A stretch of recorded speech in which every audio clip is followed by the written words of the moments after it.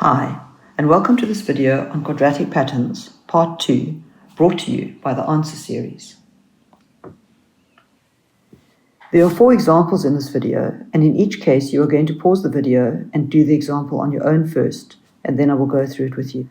But before we do that, I want to go through the hints and a few reminders. So to start with, remember always to work out the first and second differences. In this case, you will have to do that in terms of x.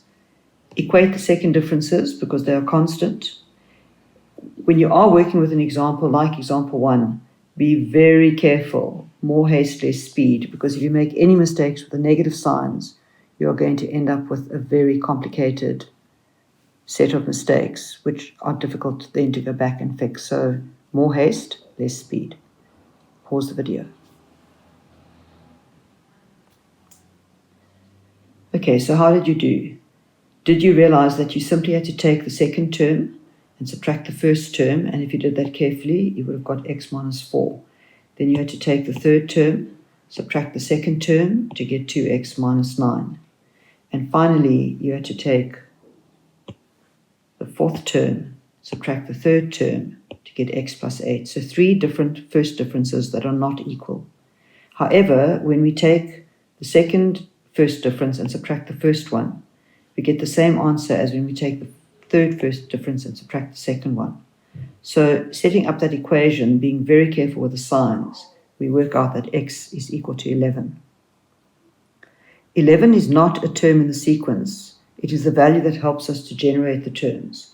So when we are asked to work out in the following question what the values are of the terms, you're simply going to take 11, substitute it to get 12. Take 11 again, you're going to get 33 minus 8, which is 25. And then finally, you're going to get 44. So when asked what the terms are, simply substitute the value of x. Okay, moving on to question 1.3. Pause the video if you need to and check your answer. Example 2 has challenges, but pause the video and then we'll go through it together. We have 2 unknowns because we don't know the first term and neither do we know the fourth term. We have the values of the second, third, and fifth terms only. So we go back to basics. We subtract the terms, so we create these differences, which we know are not equal to each other. That is our first difference row. When we subtract those differences, we end up with second differences, and these results are all equal to each other. Select carefully. It's obviously better to have an equation with one unknown, y equals minus 11. Minus 11 is not a difference, it is a value in the sequence. With that value in the sequence, we can easily work out the second difference because we already know that the second difference can be y plus 13 or minus 2y minus 20. So substituting into either y plus 13 or into minus 2y minus 20, in both cases, the answer will be 2. To work out the value of the first term, we have a look at what we've done and we notice that x minus 8 is the second difference in terms of x, and we know the second difference is equal to 2. So equating those 2 results gives us x equal to 10, which in this case is the value of the first term. Pause the video, check your answers to 2.3, and when you're ready, we'll do example 3.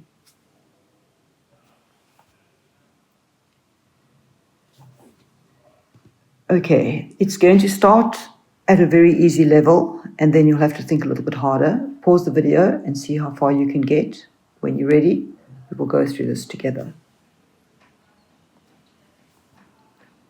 Find a formula for the general term of this pattern. We have all the information we need. So we work out our first differences, use them to work out the second difference. Then set up your second difference equal to minus 6 and solve for A. Use your result and solve for B. Use both results and solve for C. We know that our formula is minus 3n squared plus 2n plus 5. To work out T21 minus T20 is simply substitution. So you can do that in one go on your calculator, or you can show your steps. So to get the 21st term, you substitute 21 to get the 20th term, you substitute 20, subtract the results, and the difference between those terms is minus 121. Now in 3.3, the question asks us to find a formula that will generate those differences between the terms, the first differences. So we start by looking at the first differences which we've worked with earlier, minus 7, minus 13, minus 19. This is a simple linear pattern. The coefficient is the difference between those terms. So the coefficient of n is going to be negative 6. And then by inspection, we are simply going to work out that if we substitute 1, negative 6 is not the same as negative 7. We have to subtract 1 to work that out. If you don't enjoy inspection, you can go back to the formula an plus b, substitute the negative 6 immediately because that is the coefficient of n. And then by substitution, you can substitute minus 7 for the term value, 1 for the position, and work out from this equation that b is equal to negative 1. In 3.4, we are just going to substitute our n value, which is the difference that they're asking us to work out. The 20th first difference is literally just substitution into the formula that we worked out in 3.3. In 3.5, we are being asked to explore the relationship between the answers to 3.2 and 3.4, and you will have noticed in both cases those answers are the same. So the deduction that we're going to make is that the 20th difference is the same result as T21 minus T20. And that's very important. Any difference that you work out always has an n value of the lower positioned term. So the fifth difference will be the difference between the sixth and the fifth terms. If that was getting too easy, example 4 will challenge you to be sure. So think about the basics. It's as simple as A, B, C, and see if you can crack this question on your own. When you're ready, I will go through it with you. So what are we going to do about the fact that we have so little information?